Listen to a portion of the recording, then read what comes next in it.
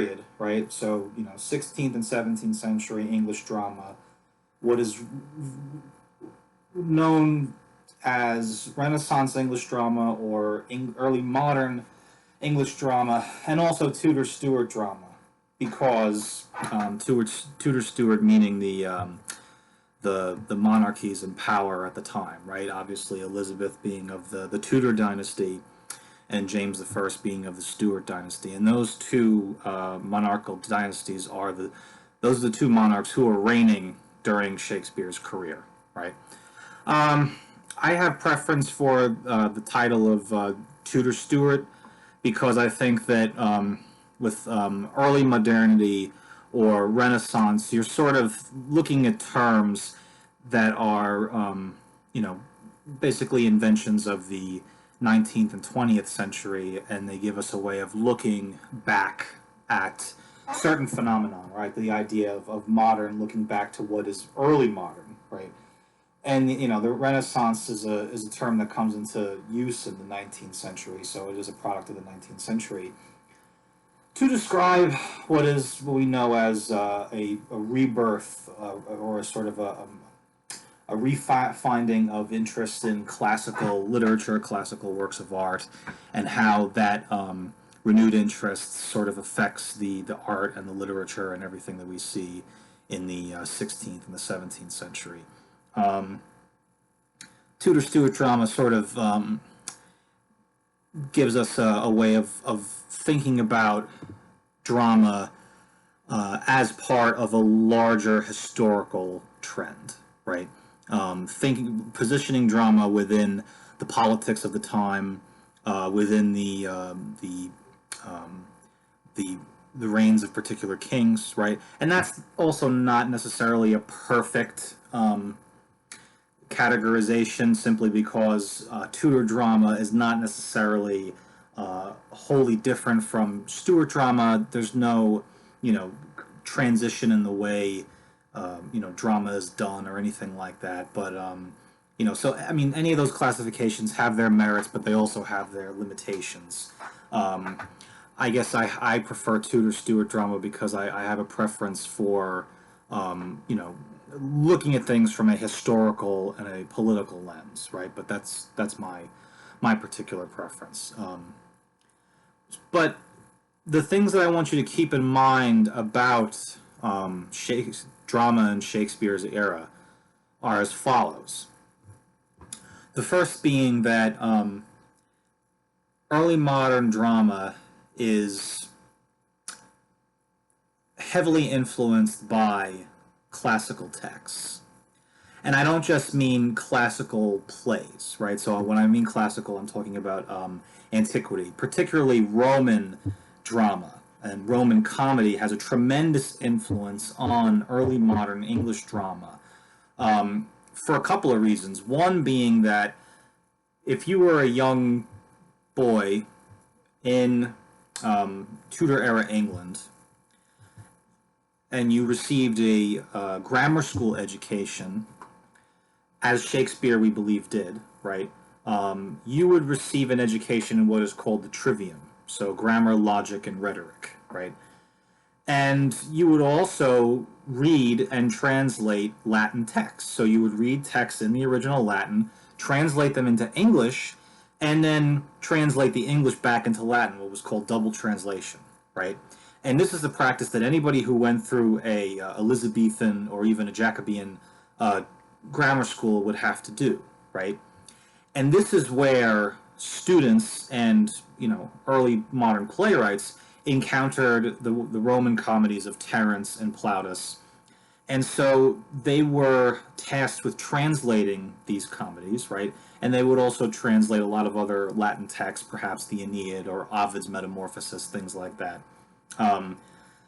So this is how they learned to read and translate Latin, is by reading literary texts, right? And so they also learned how to structure the plots of their plays by reading Roman comedies. So even tragedies, even romances, right, which is a blending of tragedy and comedy. A lot of these plays are influenced by Roman New Comedy, where they have these very intricately plotted plays, usually having to do with some sort of intrigue. There's usually a crime that has taken place, and this has a tremendous influence on the plots of early modern dramatic plays, right? And also, rhetoric, learning about classical rhetoric, especially Ciceronian rhetoric, right? So the way Ciceronian rhetoric works is that there's usually two probabilities being put into conversation with each other to figure out which is the most likely. So whereas in Aristotelian rhetoric, the goal is to sort of discover, an absolute or a demonstrable truth, right, as you see in what unfolds in a Platonic Socratic dialogue, right? Here it's this idea of putting two possibilities against each other to see which one is the more probable, right? That's the it's the Latin translation of that method of argumentation is called in two parts. So even in the schools, they would have each student argue from a particular perspective, right, and see which argument is best, right? And for those of you who've taken Writing 102, you know all about ethos and about demonstrating one's credibility and one's authority. You all know about pathos, right, and appealing to the emotions, and you know about logos. You know about the importance of evidence and data, right? And so all of these things have a tremendous influence on early modern drama, especially when you see the way in which characters appeal to particular audiences in the way that they speak. They try to build their credibility. They try to use evidence to support what they're saying, right? And they often, as in the case of Othello, they misrepresent evidence, right? They sort of skewer the evidence to fit a particular narrative, right? And because of certain changes in legal jurisprudence and culture during this time period as well, evidence becomes a really, really crucial and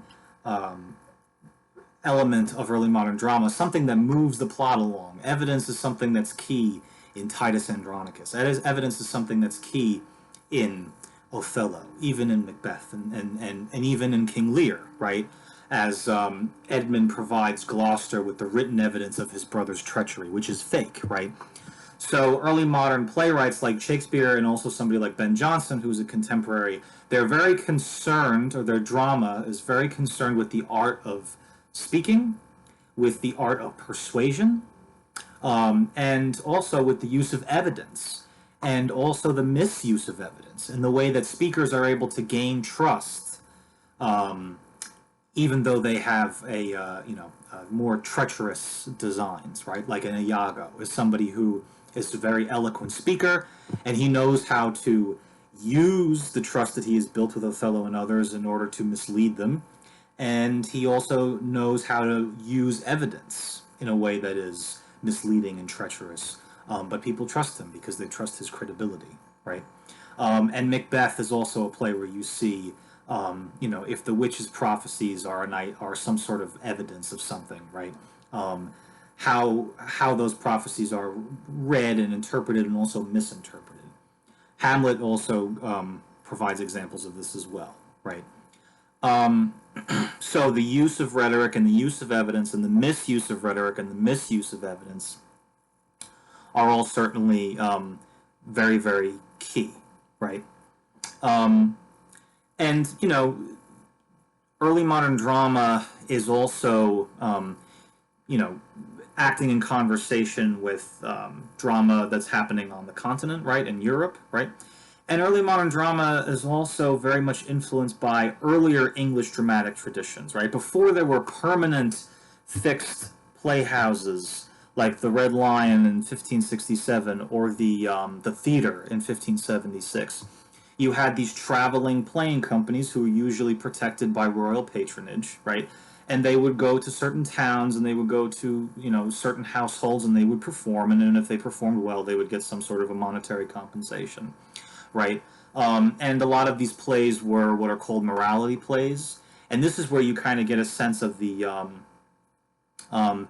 use of argument as well, right? Because morality plays usually have a good character, an allegory of good and an allegory of evil, fighting over the soul of an everyman or a representative of mankind.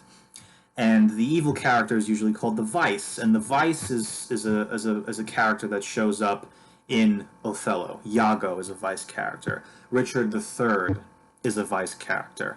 There are a lot of these types of characters who try to, you know, use their powers of persuasion to mislead people or to get them to do things that are wrong or evil or criminal or something like that, right? So the morality play is something that's very, very consequential, right? And Senecan drama, right? You know, so Roman tragedies, antique Roman tragedies, Senecan drama is you have, whereas the Roman comedies are very much plot driven.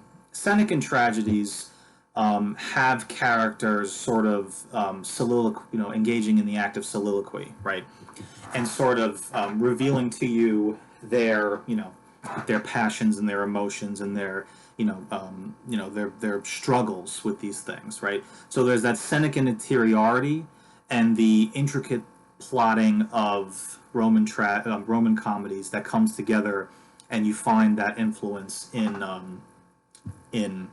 early modern drama, mixed together with Corpus Christi plays that have to do with mysteries of faith, Christian mysteries of faith, enactments of scenes from the New Testament, right? So all of these things are coming together to influence early modern drama.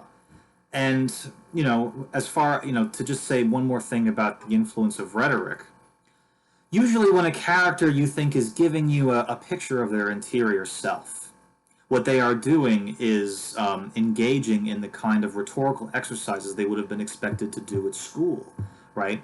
Where they're sort of exploring different probabilities, different possibilities, and deciding what is the best course of action, right? And so what often seems like, you know, psychological depth and interiority comes from rhetorical exercises, right? You know, Hamlet in the to be or not to be speech is entertaining different possibilities of what will happen should he, you know, should he try to kill himself, should he die, or should he continue on, right? It's not so much a psychological exercise as it is a rhetorical exercise. So that's something really important to keep in mind when thinking about early modern drama, right?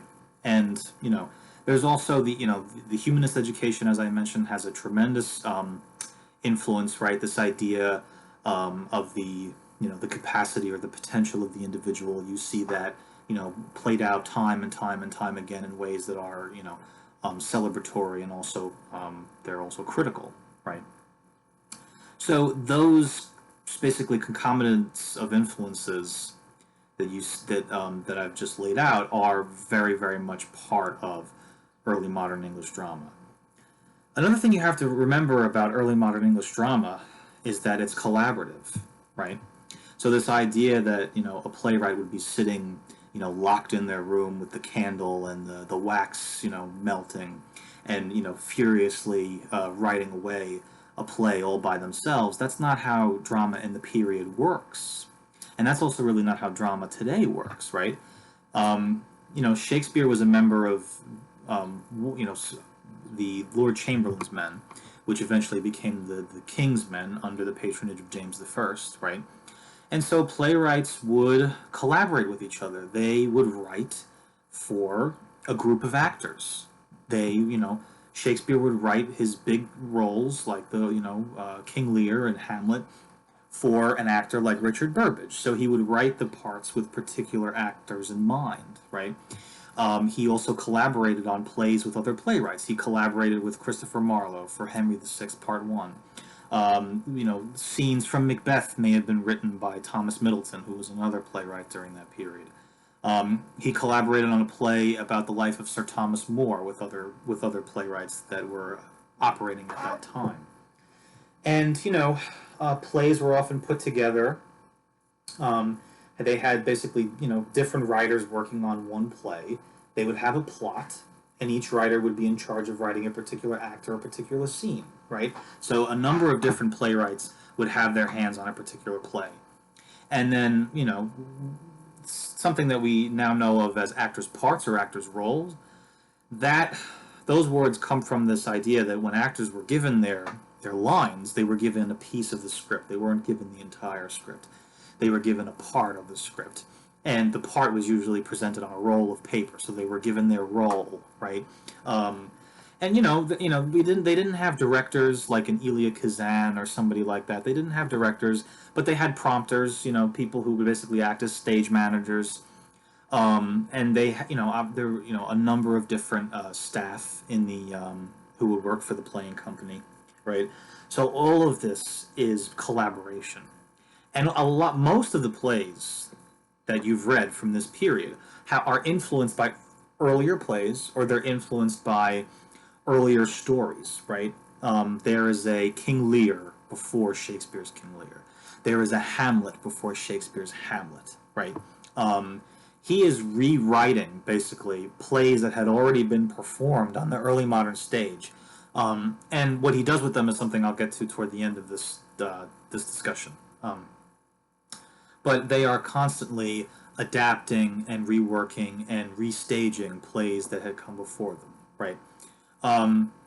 And so when people talk about Shakespeare as an author, they talk about this great genius author, right? This great individual author. He is very much a product of the Elizabethan school system, right?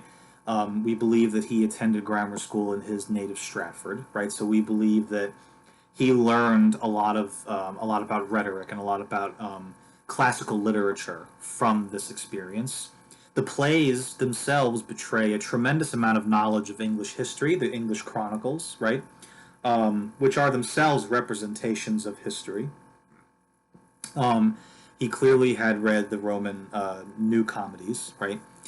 He clearly had read Seneca. He clearly read Ovid, right? So you get a sense of somebody who is a tremendously well-educated person, even if he never actually attended university, as like Christopher Marlowe did, right? So they're collaborating with each other, and they are also adapting plays that had already been staged, and they're also adapting narratives or prose fictions, right? So The Winter's Tale is based on a work of prose fiction by Robert Greene. Two Noble Kinsmen, which is a later Shakespeare play, is based on The Knight's Tale, which is a Chaucer story from the Canterbury Tales, right? So it's collaborative, and there's a significant amount of influence from earlier texts that the playwrights are working with and adapting and restaging. And it's not that they're stealing, because there's no sense of copyright in the way that we think of it at that time, right? But they're doing something new. Especially Shakespeare is doing something new with the text that he is updating, right? So that's something to keep in mind as well, right? And another thing to remember is that when people talk about this period, they often talk about patronage, right? This idea that, people made their money by working for royal patrons or noble patrons. Now, with the early modern theater, that's not entirely true. So every playing company, the traveling companies, and also permanent, fixed companies that operated in London, they needed royal patronage or noble patronage in order to avoid, basically being labeled as vagrants, right? In order to avoid being, shut down by the city authorities, right? Patronage provided protection, but the playing companies made their money from selling tickets. It's a capitalist enterprise. It is a new organization called the Joint Stock Company, which is an ascendant corporation, right? In the same way that we think of corporations today, but there are corporations in early modern England, and cities and towns are corporations. Trading companies that are traveling to the Far East or to the West, those are corporations. Shakespeare's playing company was a corporation. It was a profit-making enterprise, right? They didn't make money from patronage. They made money from selling tickets. And they sold tickets to pretty much everybody, right? The Globe Theater and theaters of its kind could seat, up to 3,000 people. And they had what were called groundlings, people who paid a penny to sit on the ground, right? And then people who paid an additional penny to have a seat up in the gallery, right? And then people who had paid an additional penny to have a seat with a cushion. And then they had people who would sit in sort of like I guess we would call box seats high up over the stage, and they would pay 6 pence, and they were sitting there for a certain amount of status. But everybody went to the theater. A lot of people went to the theater. Wealthy people went to the theater. Gentry went to the theater. Merchants went to the theater. Students went to the theater, and also perhaps people who couldn't, who were, shopkeepers and laborers, and maybe people who could not read, right? Some people. But this was not just a venue or an entertainment for uneducated masses. This was a form of entertainment for people of all kinds, right? Women would often go to the theaters. Now, there is some truth to the fact that the theaters were places of theft, cut purse, right, or pickpocketing. There were also places where prostitutes would try to, solicit customers, right? And local city authorities were very worried about the theaters as places with large gatherings where criminality and public disorder could happen, right? And they were also worried about it from a public health standpoint because, as we are very well aware, crowds spread diseases. And during a plague, if the number of deaths hit a certain number, they would close the theaters, right? The magistrates tried on a number of occasions to shut down the theaters, but through their royal patrons, and because they were often positioned outside of the city's jurisdiction in what are called the liberties, that these theaters were able to remain open, right? And there's a lot of demographic changes going on. A lot of people are moving into the city. There's a lot of capital sort of flowing around. You have powerful trade guilds.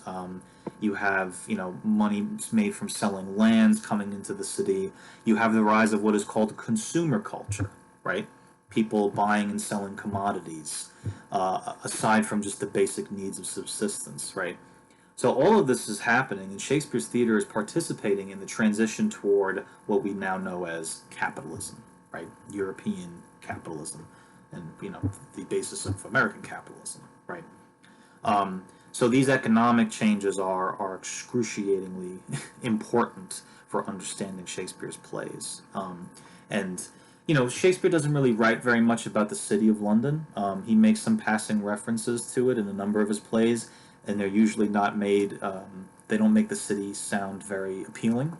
But at the same time, the city is incredibly influential for a playwright like Ben Jonson, who writes city comedies, which are very much about the workings of the city and the kinds of people who live in the city, right?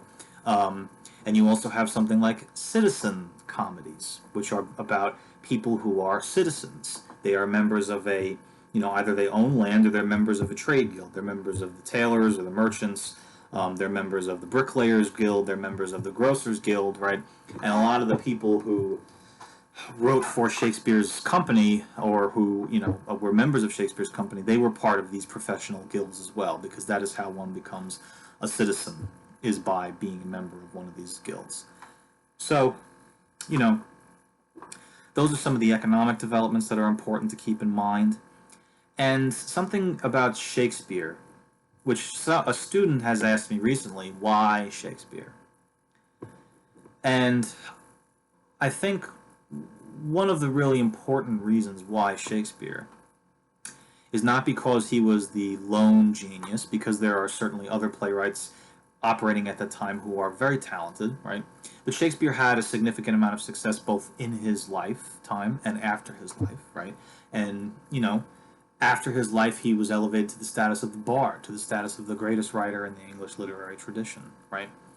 And so I want to say that Shakespeare is many of those things, but he is for reasons that you may not suspect, right?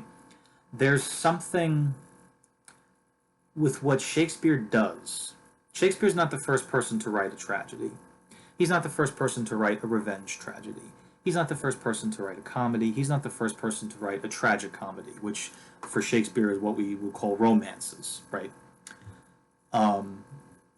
He's not the first person to have been influenced by all of the classical learning and knowledge that he had. He's not the first person to write a history play.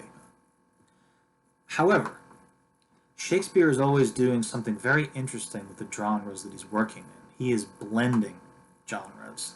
He is adding comical elements to tragedies. He's adding tragical elements to comedies.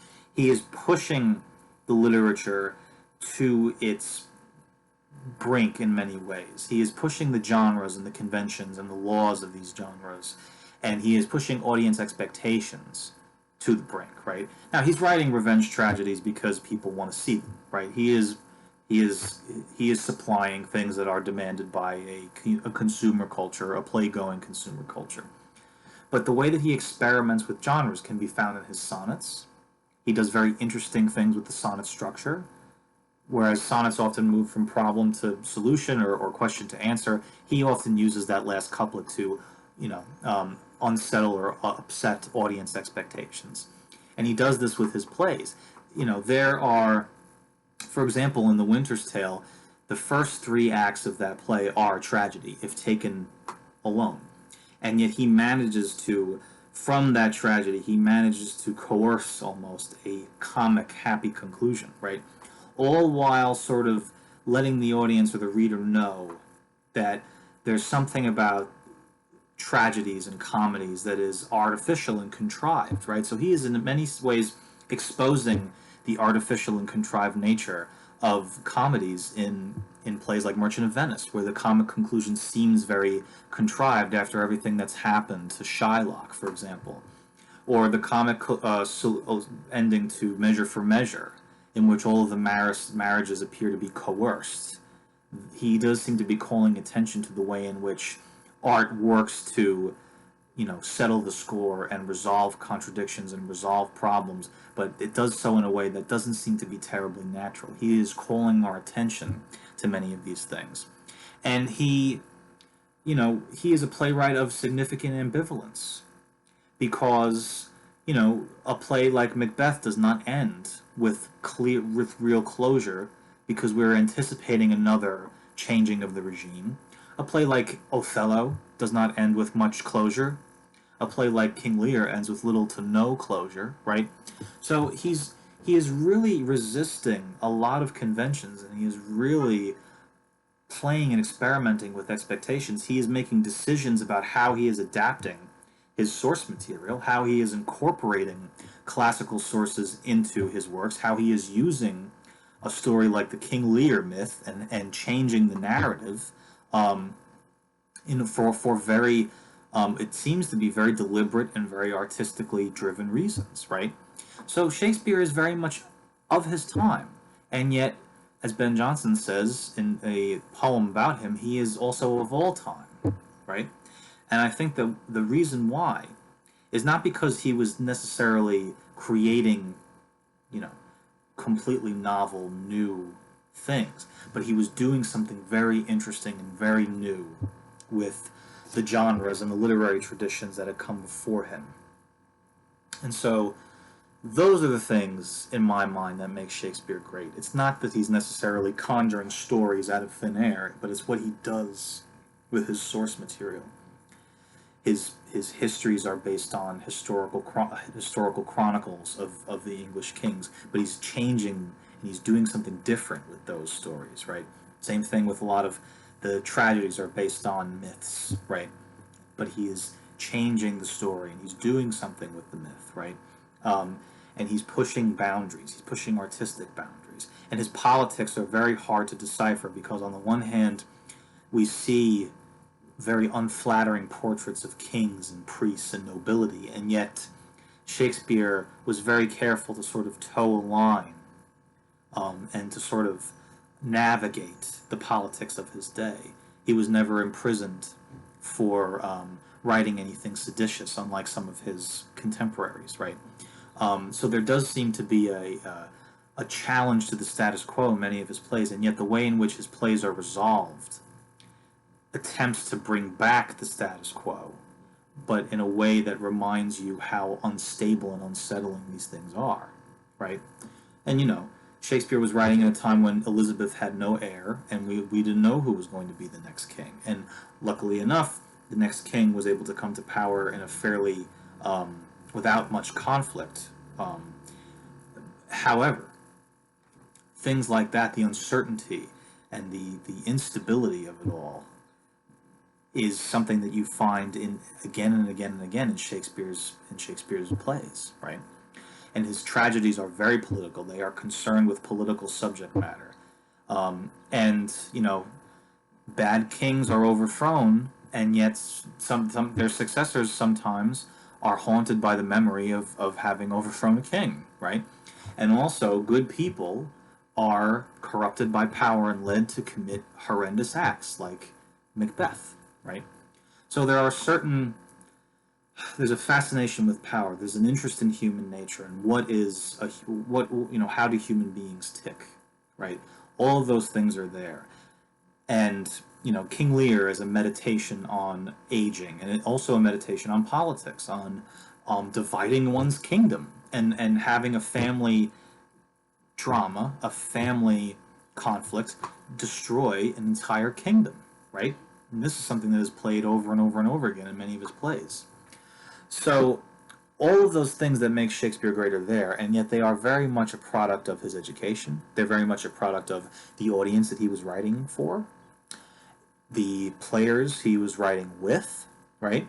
The fact that he was writing plays that he needed to sell on the stage, right? And the literature that he read. His plays tell us that he is somebody who is extraordinarily learned and extraordinarily well read, right? So all the people who say that he did not write his plays, they don't know what they're talking about, because clearly Shakespeare had the education and the means, even at the grammar school level, to write the plays that he did, right? So all the things that we know, that we think of Shakespeare as being great, capturing certain truths about human nature, all those things are there. A certain psychological realism, all those things are there, and yet they are very much a product of the audience he was writing to, the players he was writing for and with, the literature that he read, the education that he received, the time that he was writing in, the politics and everything. So all of these things are historically rooted, right? Politically, economically, socially rooted. And that is where the genius of his artistry comes from. The last thing I should mention is when you're reading a play by Shakespeare, you are not reading his original manuscript. You are reading printed texts that were possibly based on an original manuscript. And so what the editors of the text that you're reading have done is they've looked at the original quarto text, or they've looked at the folio text, which is the large collection of Shakespeare's plays published in 1623, and they are creating an edition based on what they believe to be the authoritative text, right? And then using other texts to fill in gaps if there are corruptions or if there are mistakes and things like that, right? So his work is transmitted through the work of scribes and printers, and then transmitted yet again through an editor's practice, right? So it's hard to decipher and figure out who the authentic Shakespeare was, and it's almost a fool's errand to do so, right? And it almost in a sense doesn't necessarily matter so much, right? These are plays that are meant to be read, and they're also meant to be performed, right? And so when you're reading the plays, you have to think about them as texts to be read and as plays to be performed. And think about the ways in which Shakespeare is doing something interesting with the genres that he's working with the source material that he's working with. And think about all of these historical trends, these economic trends, these social trends that have a role to play in the formation of Shakespeare's